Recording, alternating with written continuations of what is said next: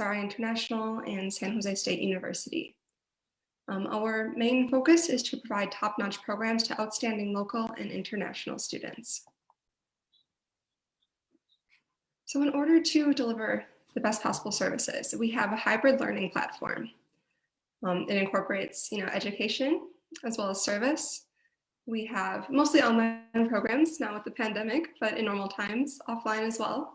Synchronous and asynchronous. So, working around student schedules quite well. Also using theory and putting it into practice. So how we do this is we get the top instructors to give our students guidance and teach them great things. We have endorsement from leading universities. That's how we build a competitive advantage and enjoy continuous improvement. And all of this is how we are upgrading education. Okay, so the Future Leader Academy is under the umbrella of future planning. So we've had quite a few different universities where our students have been admitted. And now I would like to introduce our speaker today, Mr. Matthew Brown, PhD. Okay, so he has 25 years of teaching and consulting experience, okay, quite a long time. Also 12 years of experience as an outward bound instructor. Okay, so that's some wilderness education. Probably have a lot of good survival skills, right? Right, Professor Matt? He has his PhD in organizational behavior from the University of Michigan Ross School of Business. He's done a lot of really amazing things in his long career. He's coached senior executives in teams at companies like American Electric Power, DTE Energy, the University of Colorado, NASA Ames Research, the Fiat Chrysler Corporation, the University of the Virgin Islands, and Fielding Graduate University. Okay, so wow, NASA and Chrysler. Okay, and then he also served as the University of Michigan William Davidson Institute Program Associate. So he spent some time in Uzbekistan and also led faculty for the Goldman Sachs 10,000 Women Entrepreneurship Program in Rwanda. So wow, quite an impressive resume. Thank you. And now here's what we are going to discuss today. First, we will give you guys a recap of FLA Module 1. So that would be the first in the series of the Future Leader Academy. We'll also give you guys some example activities. Then Dr. Matt will discuss what is individual leadership, and then he'll explain how students can realistically use leadership skills. And then towards the end, we'll give you guys an introduction of the next FLA module, the Advanced Individual Leadership Series. Okay, so Dr. Matt, what was the first FLA module like? Well, it was an unheralded success. It was a very interesting, interesting process as we tried to figure out how to get the students to help us build the program. This is a good slide that illustrates the actual leadership model that this helped us create. And it's really quite amazing. I've sent this out to about 150 people and gotten all kinds of really good feedback and really amazing supportive messages. And if you take a look at it, it's basically just a cycle of like 6 different kind of characteristics. And it starts with well-being at the top. So what we did is we created a well-being curriculum for all the students, and they got to customize it themselves. And we talked about things that they could do once they start to work on their own well-being. One of the reasons I chose this is because I read a study last year. About 86% of students in college in the United States have some experience with a mental illness, which means a depression.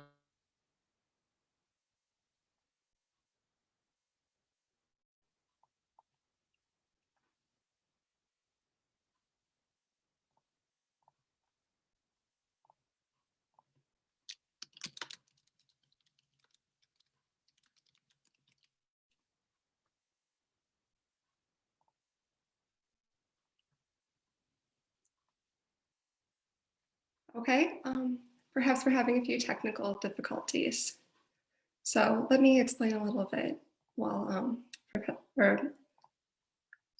Matt, is everything okay? Okay, if not, I will explain a little bit more. So this is our FLA leadership model. Okay, so we developed this with the students actually. So basically in the first workshop, we talked a lot about well-being, okay? Because the most important thing if you're gonna be a leader is to, is to be good in yourself. Then, after that, we talked more about positive attractors and, Sorry. oh, I, yeah, I'm sorry. I'm sorry about that. I have a hotspot and every once in a while it fails on me. So I apologize for the technical error, and I'll try to keep an eye on it. So you were talking about positive attractors, and then we talked about courageous following. What does that mean to be a courageous follower? Because learning to be a good follower is a natural sort of prelude to being a good leader. Then we talked about learning and assertiveness, and then finally wound up what we call service learning or service leadership. And then it sort of brings it full circle. So we paid attention early on to what a lot of these students did, and we built a leadership model that fit their particular interests. And so this was sort of the final outcome, which is really powerful, and it's very unique. There's nothing like this anywhere in the United States that I know of. Absolutely, a pretty exciting experience for the students to be a part of designing this. And I'll tell you what, we wrote an article, a journal article about this, and all of the students are co-authors of the article, and we'll show you that in a little bit. Yes, we will. First, I think we can talk about some of the activities in the first FLA module, which was discovering the leader in you. So we're going to go through a few of these different areas. Maybe you guys are wondering, how exactly would you learn leadership? Well, these are some of the activities. So sometimes through assessments and surveys, experiential activities. We had quite a few writing assignments to really reflect on everything we were learning. Being a leader is all about, public speaking and getting out there and connecting with others. It's very people focused. So we had students do interviews and connect with others in their network and also expand their network. And also learn how to manage their personal website so that they can get some good college admissions offers. And also, perhaps for an internship or job in the future. That can all be very helpful. So let's take a look. So first, we did the happiness. Yeah, we did a happiness index, which really is kind of just a pulse read. It really is the simplest and the first kind of, it's designed to be a introduction to surveying. And it just gives them a quick read on their sort of happiness. And then what we do is we take them through a series of a little bit more elaborate assessments and surveys. And that gives them a flavor for how surveys work, but it also tells them, where their strengths are and where their areas that need improvement. So it gives them kind of a leadership potential assessment early on. And we use that information through the, through the workshop series. So it's a really good way to start out. And it's fun. It's kind of fun.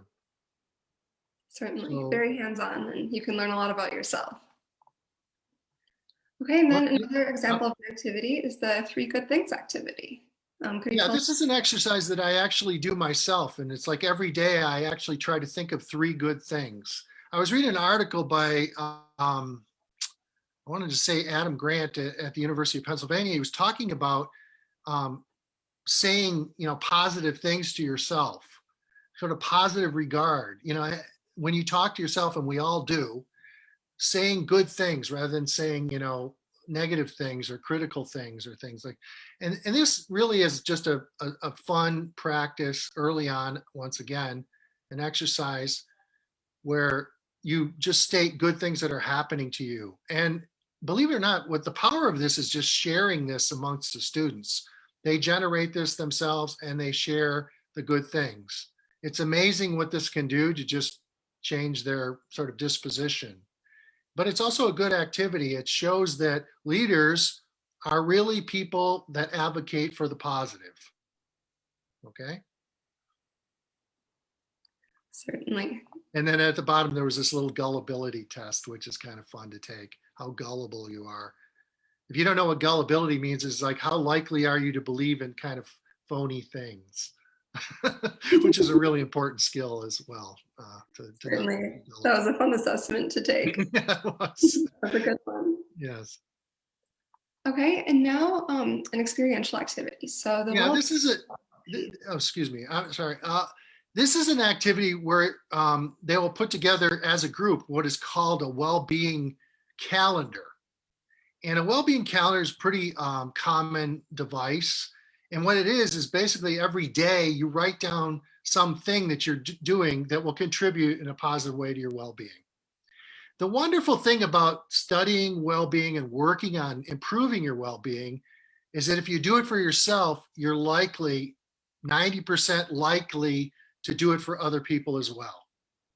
So this is a really powerful group activity and a lot of fun as well. And then, we try to encourage the students to actually use their calendar in the month that follows, the first workshop. Now, this is the module 1, and module 2 will be slightly different, but we will actually repeat module 1 again very soon as well. Certainly. And then we also had a lot of discussions in that first module, including this one, how to think from different perspectives. So could you explain a little bit more about this? Well, this is the famous MacArthur's Universal Corrective Map. Notice he named it Corrective Map of the World. It's a very interesting kind of visual because it really changes the way we look at the entire Earth. Some people say it looks like there's a lot more water, but it also just it indicates how we reference particular visuals and how we look at the top as being the dominant and the bottom being sort of like, subordinate. And this flips that around. And if you think about if the center is the most important, what is the most important continent in the Earth in this map? Calla?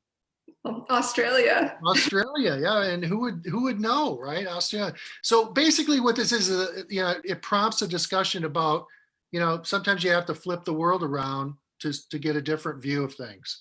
And we encourage the students to have a discussion about what this means and how they respond to, their viewing things like this. It's a really good device.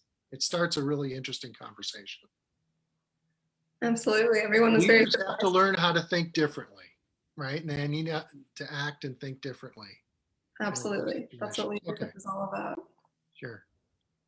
Okay, and then we have a lot of different, leadership lectures and instruction on leading in different theories, and also some key terms related to leadership, like helping and serving. Sorry, this is one of the ones I'm really excited about. I really love this particular talk because a lot of people don't really think about the difference between helping and serving, and the biggest part of that is when you're a servant leader, you are basically dedicated to leveling the playing field so that there isn't this sort of imbalance between authority and power and that kind of thing. So servant leadership is a really powerful kind of idea, and we sort of owe the idea to this man named Robert Greenleaf, who worked at AT&T for about 60 years. And he passed away a few years ago, but he was a real driving force of this particular idea. And so we talked to them about how you want to serve things that are greater than yourself.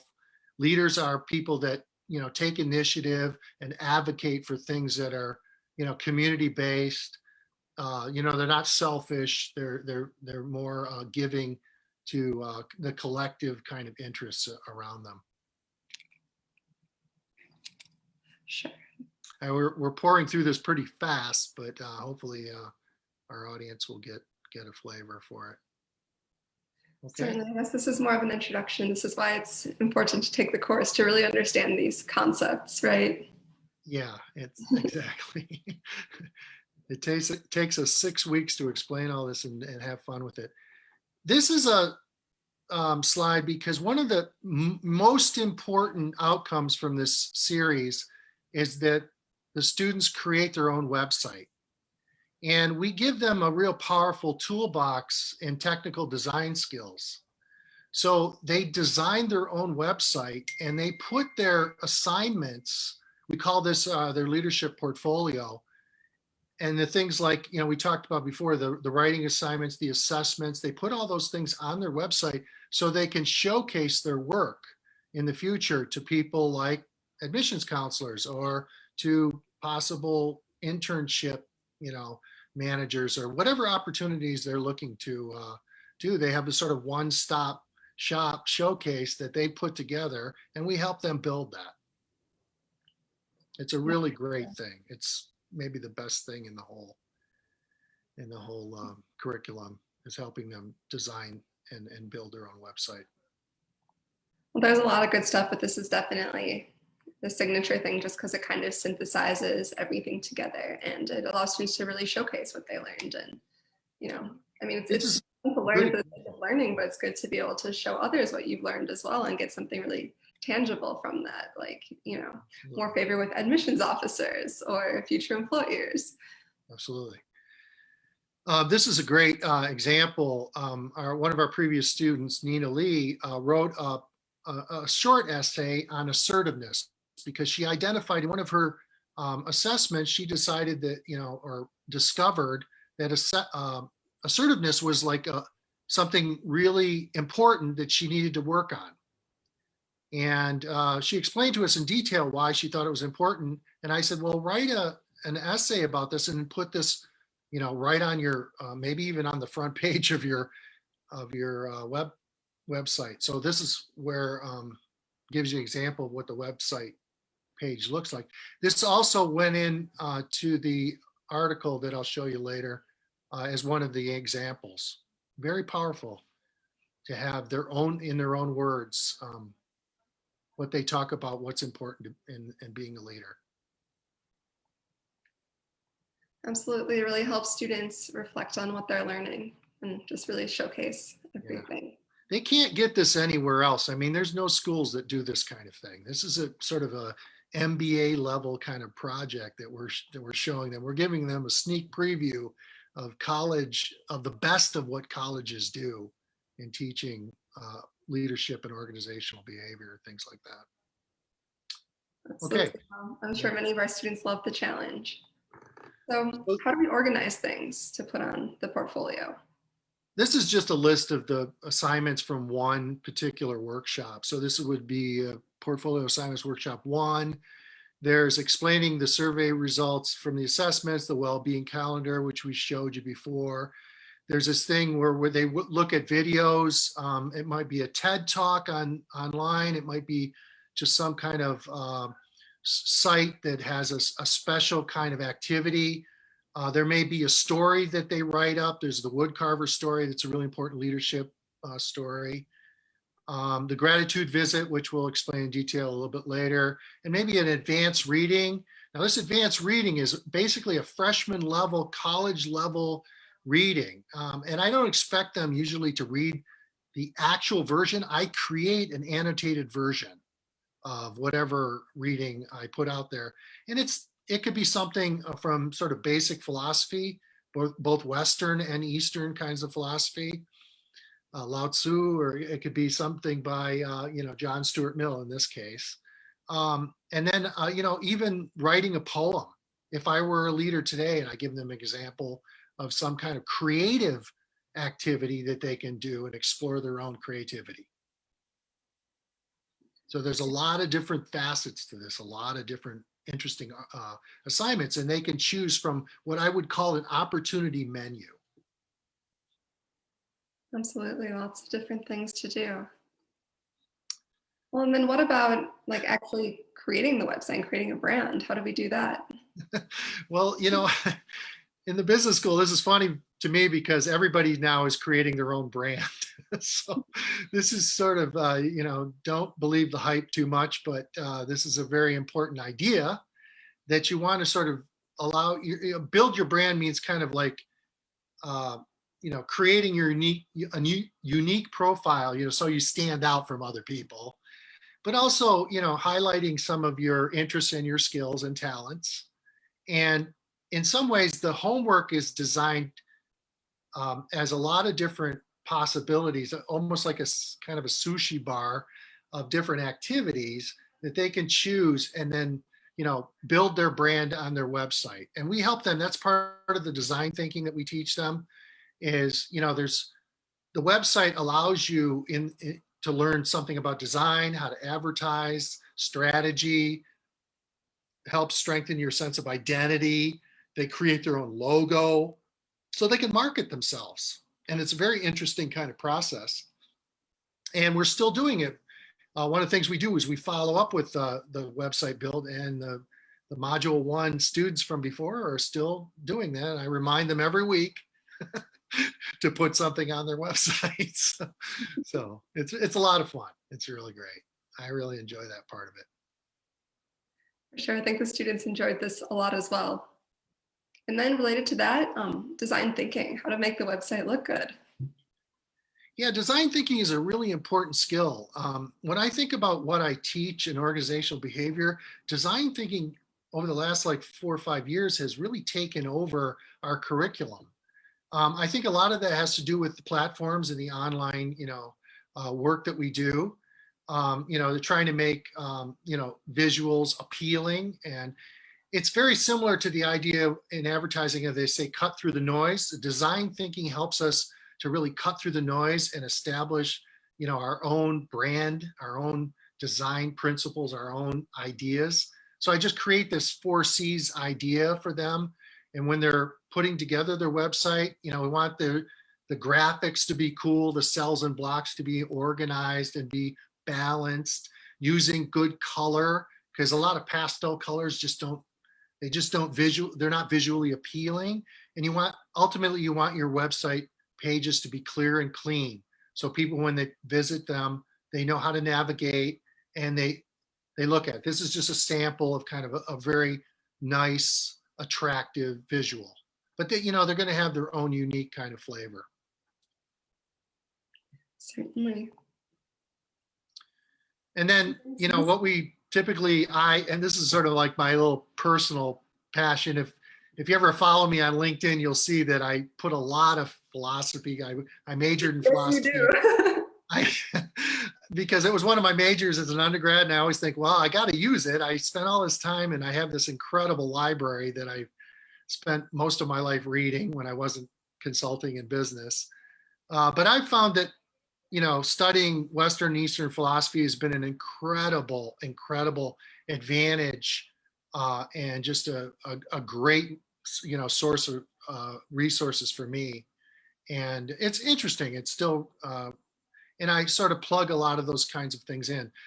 We've gotten away from a lot of that in education, but I'm not a traditionalist in the sense that I think it's the most important thing you learn, but there's still a tremendous historical legacy in the sort of philosophical canon that, leadership depends on in some ways. And you can help, I can help them source out where certain leadership ideas actually come from. Certainly. Well, I heard that a lot of business people like to read like The Art of War and things like that. So it's great that you're introducing this to we want to try to get a little bit beyond that. Yeah, The Art of War is a pretty popular thing. I go back to things like Plato, believe it or not. And, it's sometimes difficult for students to understand some of the, philosophical treatise or narratives, but, I try to make them simple. I annotate them, and I try to, couch them in things that they can understand. Sure. Well, I remember some of the readings that you had. It was Think Like an Athenian. What was the Macedonian one? The Macedonian one was, gosh, I can't remember. I think Like an Athenian was something to do with like critical thinking or something, asking questions. I had one for Macedonians, for Spartans. I create these activities sort of out of thin air, basically. But a lot of students tell me they're really fun. and they really are instructive. They're sort of my own inventions, but yeah, they really like those. Even you guys told me you really like doing them, so that was really quite amazing. Those are the kinds of really good things. Those little, short essays they write out of those workshop activities are really good contributions to their portfolios, because and I know when they get to writing their essays for admission to big schools, if you can reference, history, the classics, something like that, you're going to be heads and tails above, the other applicants. And we help each one of them sort of, discover their own interests in the sort of classic text. Certainly, it never hurts to be well read and well informed. And I think that we help bring some of those things that students really should know into this course. Yeah. Even though this isn't directly about history or philosophy, I think it does It stimulates ideas, and I really want them to think about how that contributes to leadership practice. So it's really about, like, why is a gratitude visit so important? Well, it talks about, finding somebody you really care about and tell them exactly why they're so important to you. Because when you're a leader, you need to value people. You need to learn how to talk about the value that they bring to whatever efforts that you're involved in. So teaching students to, value, and some of the students told me that gratitude visit was one of the more powerful emotional type investments that they made in the whole program. Very simple, but we just don't think about doing it, in a sort of formal sense. Absolutely. Sometimes the most simple things can be the most meaningful at the same time. But I have a slide for the gratitude visit in just a little bit, so we can talk about that later. Okay. Okay, so you mentioned the journal article before, and actually the students are co-authors, and I am too. Right after you did. That's very exciting. This is actually the real draft that just went out. In fact, it's being peer reviewed right as we speak, and a proof is actually being put together.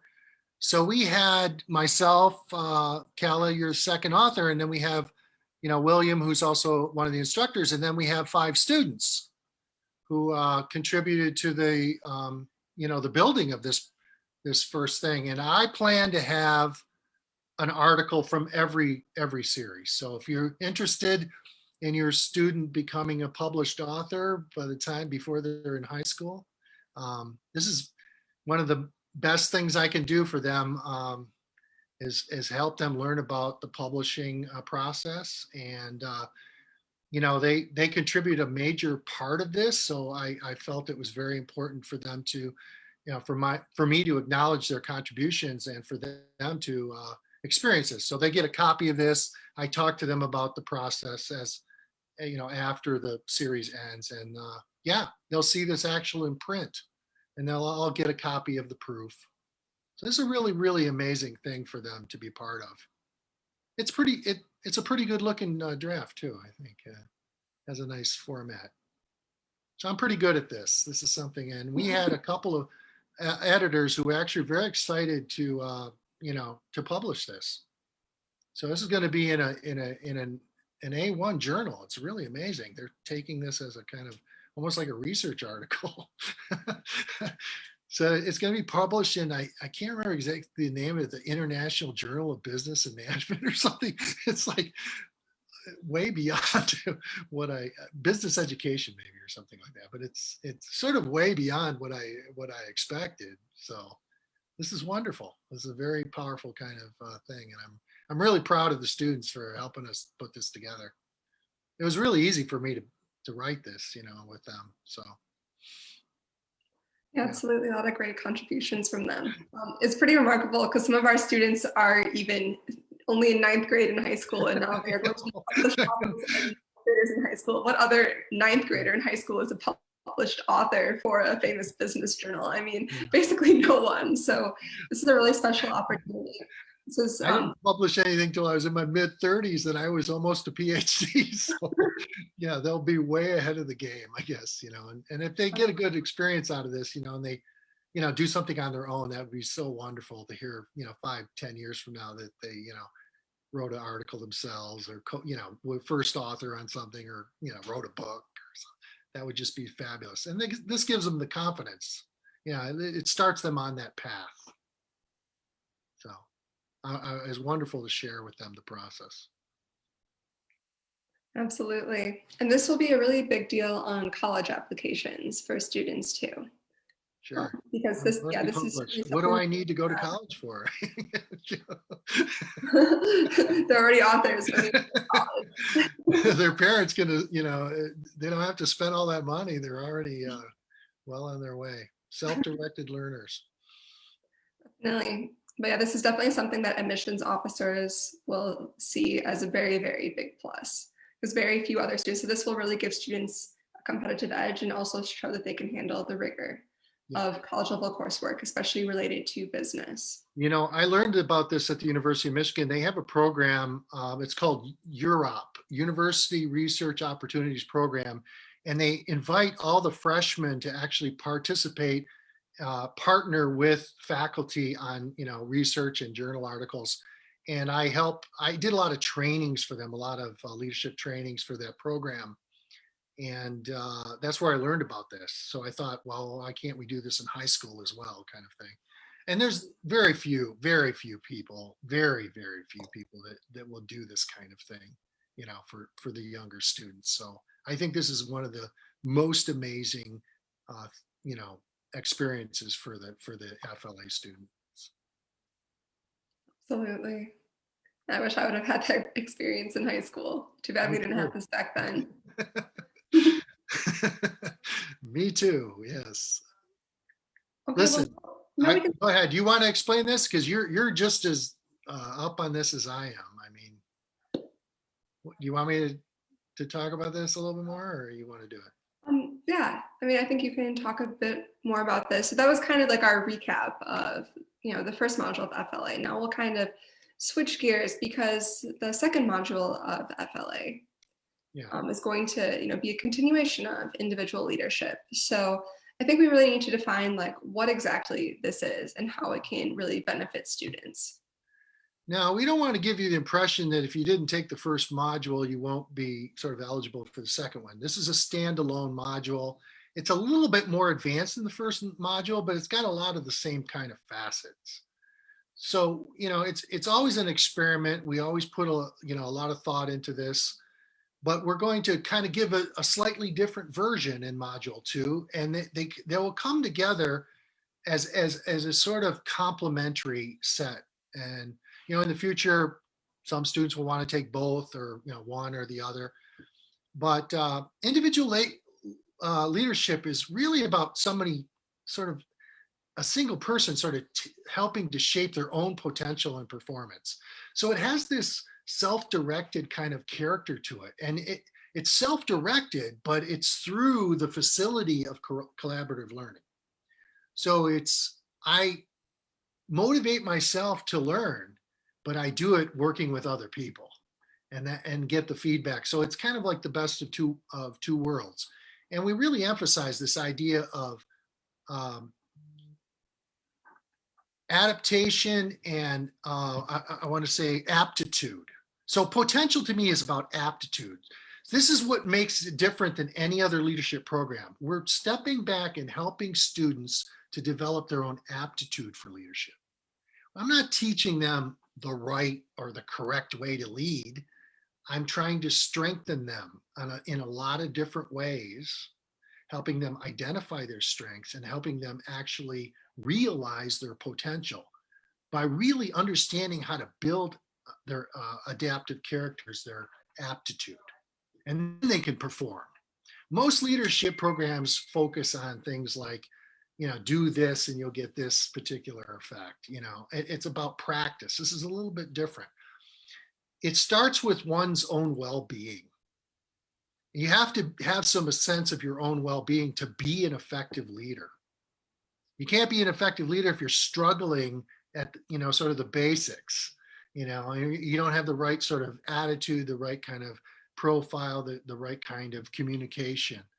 it's about making decisions and maintaining these higher levels of emotional, physical, and spiritual intelligence.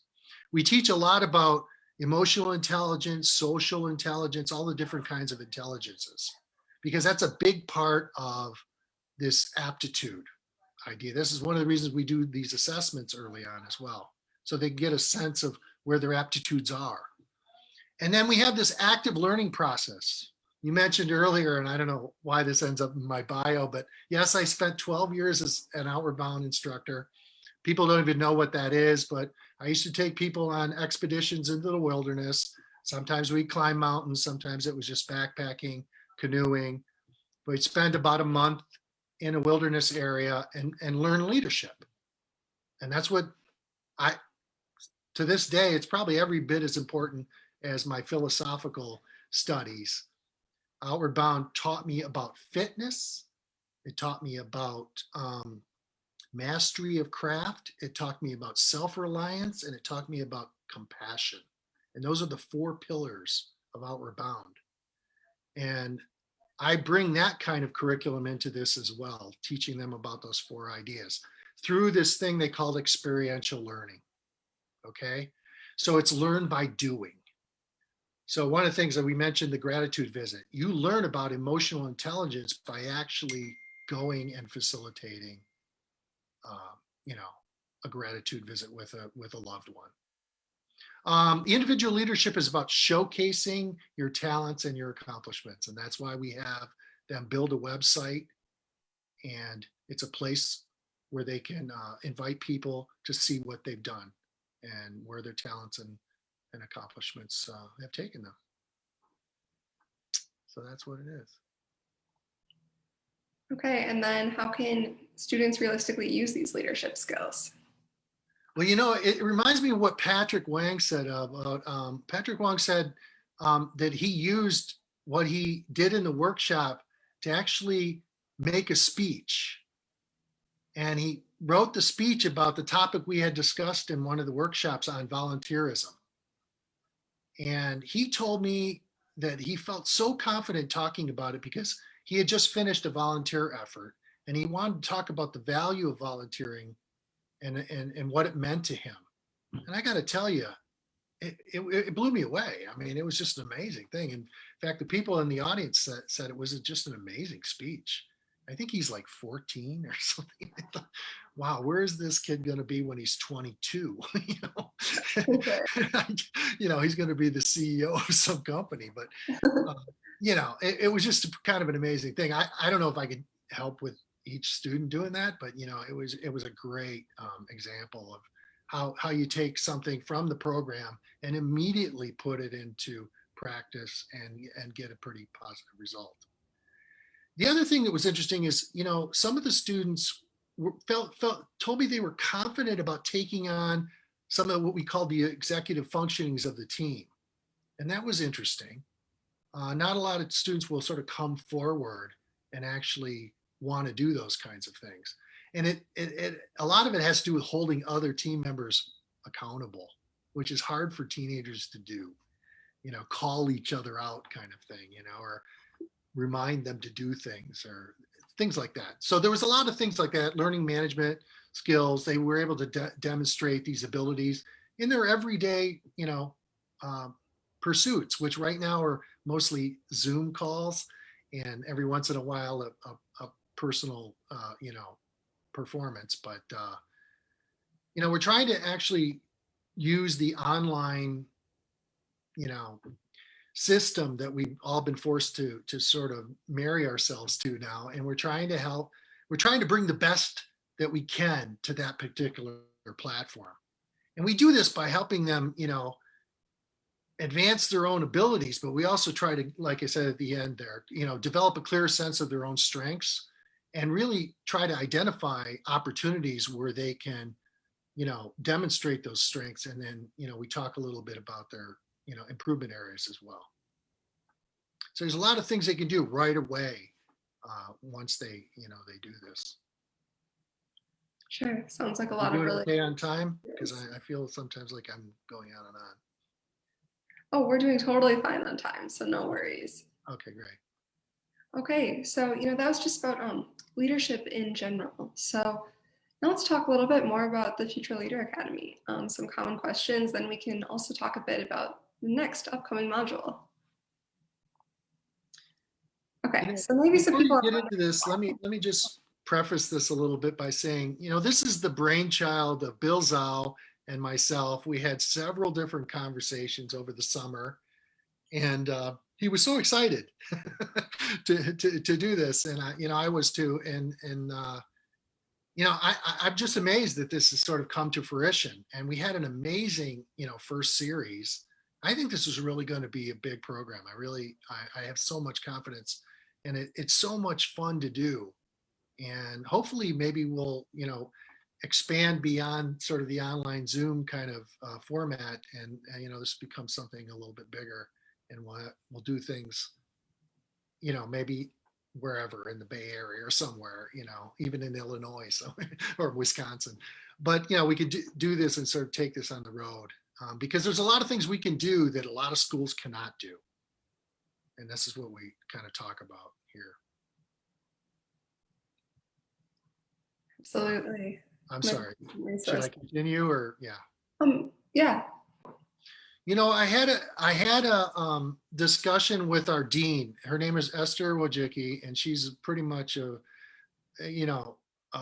she's very famous actually in her own right. And she has really helped me kind of clarify the vision for this Future Leadership Academy. And she told me that there's a lot of things that high schools can't do just because they don't have the resources. They don't have somebody who spent 25 years studying leadership and teaching leadership. They don't have management consultants or, people like with my profile teaching in their schools. But they also don't have the kinds of programs. They can't provide these kinds of instructional programs because they're too costly. A similar program, believe it or not, I just checked this out the other day at the University of California, Sacramento, teaching us almost exactly the same curriculum, only to executives, believe it or not, is $5,500 for 6 weeks. $5,500. So that's a lot of money, and I'm sure they're paying somebody with even more credentials than I and more experience, but that's sort of like the flavor for the cost of a executive level leadership development kind of program. We're giving them something, a kind of sneak preview. I'm actually borrowing pretty heavily from some of the MBA curriculum that I have built over the years and been exposed to, even some of that executive development stuff.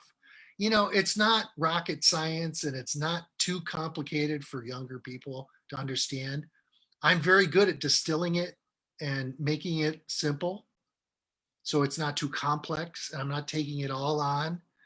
But I'm borrowing from sort of the best and the brightest and stealing other things, to create this program, and not by myself as well. I have Kella, and I have William, and Bill Zhao, and Esther. We have a pretty amazing team of people, and they help me to shape all the different activities and all the curriculum and everything. It's quite amazing. And then we test it out on the students. And if they don't like it, if they don't respond to it, then we got to go back to the drawing board. The bottom line is that we build confidence. We build confidence that will pay them dividends. So if you're an investment oriented person, this is a great investment for your child, for your student, because what we teach them, they will be able to take into their pursuits in the next 5 to 10 years. It will continue to sort of pay dividends, right? Accrued earnings, as we say in the business. You got to be your first best investor. So this is sort of a call out to parents. Say you want to invest in your child, you want your child to get into the best school. This is one of the complementary things that they can do that will really set them apart. Okay. So I just wanted to emphasize the idea of the investment that this is, and not very expensive either, actually. Absolutely. Okay, so now how exactly does FLA work? Well, each workshop has a theme. So the first workshop in module 1 was is about thriving. So thriving is the best outcome of well-being, right? When your well-being is working, right, in a positive way, you learn to thrive. Now, if you're a leader, you help other people to thrive. And when you can do that, you're going to be a really powerful leader. Okay? Help people do their best work, help people feel their best, help people learn how to communicate clearly and be at their best. We're a very performance-oriented culture. And, from working in a business school for 20 years, I get that. And it's not all about performance, but it's very important that your students learn that in a leadership role, what you do is you inspire people to do their best, More than a coach, more than a mentor, you have to get out there and do it yourself as well. So you lead by doing, you lead by demonstrating, right? You lead by modeling. And when you model like servant leadership, you become very powerful. So it's thriving is about maintaining vitality, focus, those kinds of things. So the activities in the workshop are framed around that theme. And then, like I said, we show them a template, they can build on it. The workshop is only 2 hours, so we show them the activity template. And then what happens is they take that template and they take the activity into the world and do it. They take it beyond the workshop and they create something for themselves, a tool, an exemplar, something that they can put in their portfolio. And then that goes on their website. So it's a really powerful kind of process to help them build a kind of their own leadership legacy, their own development plan. Okay. And we want to show them how to take leadership into the world. Because we just talk about theories and, no, we want them to learn to practice themselves and really direct their own leadership learning. Absolutely. And do it together, in collaborative ways as well. So here's the gratitude visit. So we basically give them a script. We describe what this is and they pick someone and they tell them, what they're grateful for in knowing that person, right? What they value about the relationship. Now, what is the leadership lesson here? Well, it's about what one of my colleagues at Michigan talk about called high quality connections. If I have a friend, colleague, Jane Dutton, she's emeritus and just an amazing, professor. She was one of my mentors in my doctoral program. She just recently retired from the faculty. And she's done about 30 years of research on this about what makes leaders effective, right? And one of the main things is these things called high quality connections. So one of the things I teach students about is how to build a LinkedIn profile and how to build a network. Have them start when they're in 9th grade. Think about what their network will be by the time they get into college. But building high quality connections is really important. What is a high quality connection? Well, it has these 3 kind of, facets, but it's really short-term, intense, intimate kind of interaction. And it may evolve and devolve very quickly, but it's intense, right? And it has these 3 ideas that Jane talks about: vitality, positive regard, and mutuality. And so I fashion an activity where they can discover these 3 ideas in connection to this high quality, connection, experience.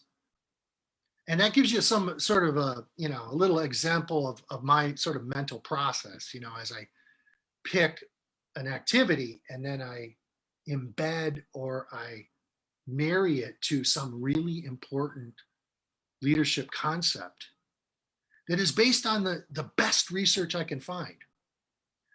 When I first started putting this together, I read 200 different journal articles and books. You see the library behind me. This is about 1/10 of my library. I have another room, which my wife hates, It's probably got 3,000, books and pamphlets in it. But, I spend a lot of time researching this. I read every single day. I'm reading 3 or 4 books simultaneously. I don't know what's wrong with me, but maybe it's because I've been a shut-in for a year. I think that's a good hobby to have during it's a good hobby. You have worse hobbies than just reading a lot. I spent 6 months learning Salesforce because I wanted to learn the platform, and then I found out I got to take the certification exam because I spent all this time learning about it. But I could teach them about Salesforce too. It's a really important platform for them to learn about. But I think like LinkedIn and using those kinds of things, we'll include some of that kind of thing, get them involved. And they're going to build their website, but it's also interesting for them to navigate. I had somebody request from the earlier module about LinkedIn just this morning. So. Oh, nice. Yeah. I'm looking forward to learning more about LinkedIn in future modules. I'm an expert at that. I've been building a LinkedIn network now for about 8 years. Wow. And I even went to LinkedIn headquarters near Mountain View, actually, where Harmony Plus is located as well. But and participated in all kinds of workshops there and learned all kinds of insider stuff. It's great. Oh, that's really, really good. Yeah, it's fun. So that our students will love to learn about that more. Well, we all have to learn platforms, because platforms are the sort of nature of what business is moving towards. So if you don't know LinkedIn and you don't know, things like Salesforce, you got to learn. I mean, Salesforce started out as just a sort of glorified Excel spreadsheet, but now it's a really powerful tool. And they have this self-learning, it's called Trailhead. And I introduce the students to it and they can learn on their own. It's really fun because it's gamified and it's really fun. And it's sort of a badge system and a credential system. It's great. I'm already a Trailhead Ranger, which is like the highest level. Nice.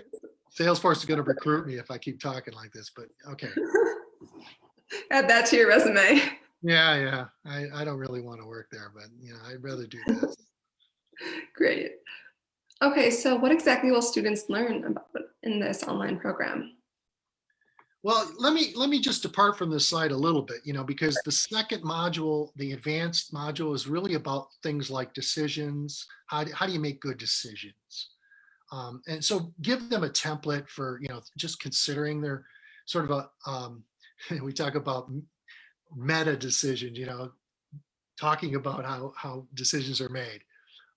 So decision making is a really important, leadership skill. How to influence people. So we talk about, your social skills and your social intelligence.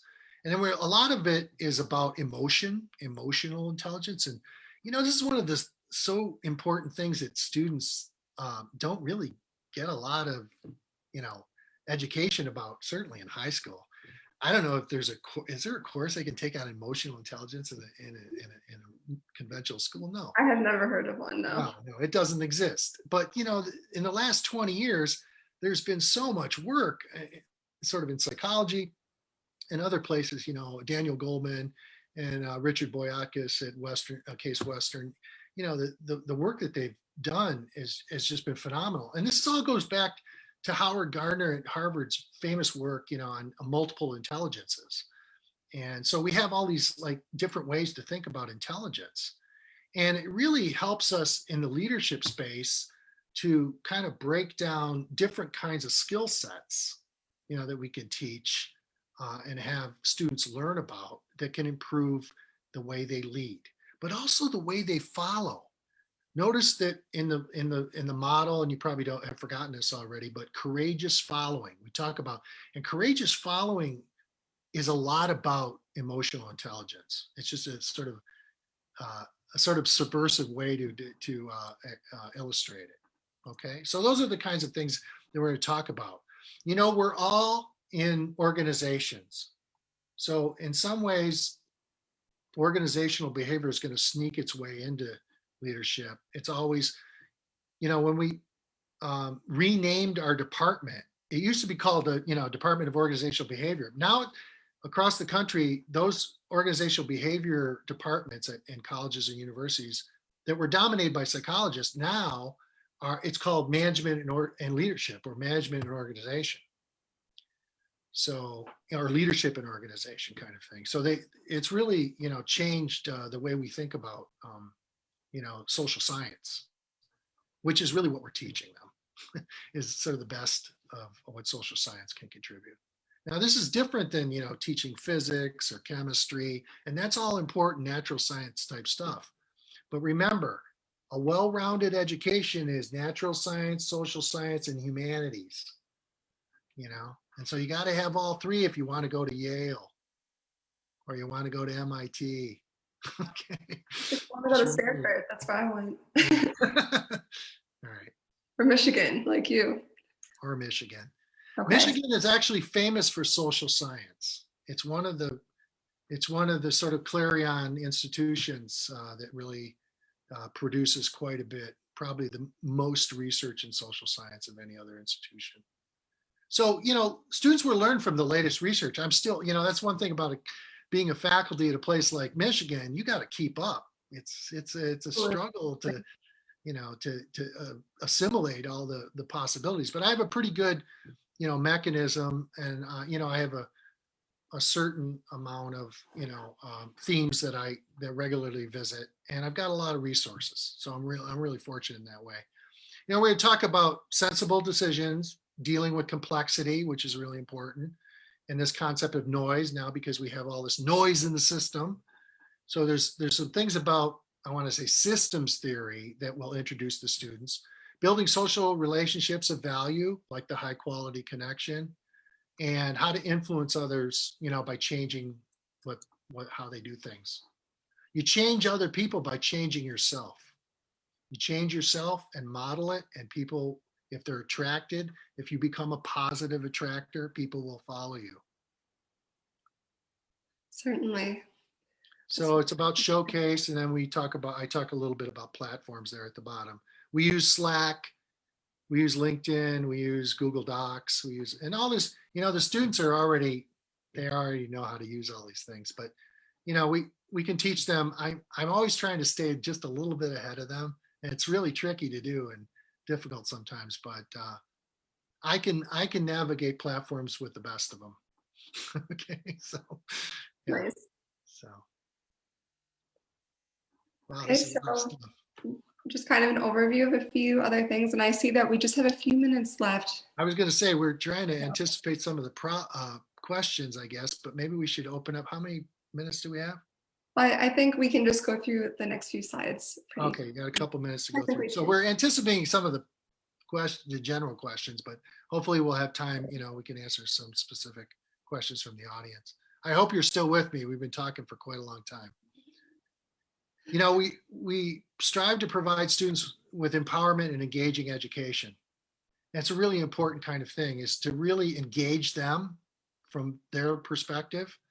Even though what I've, shown you is a lot of, our conceptualization, we really try very difficult to reach the students with everything we do, because the ultimate outcome is to empower them. Education doesn't work if it doesn't empower the student.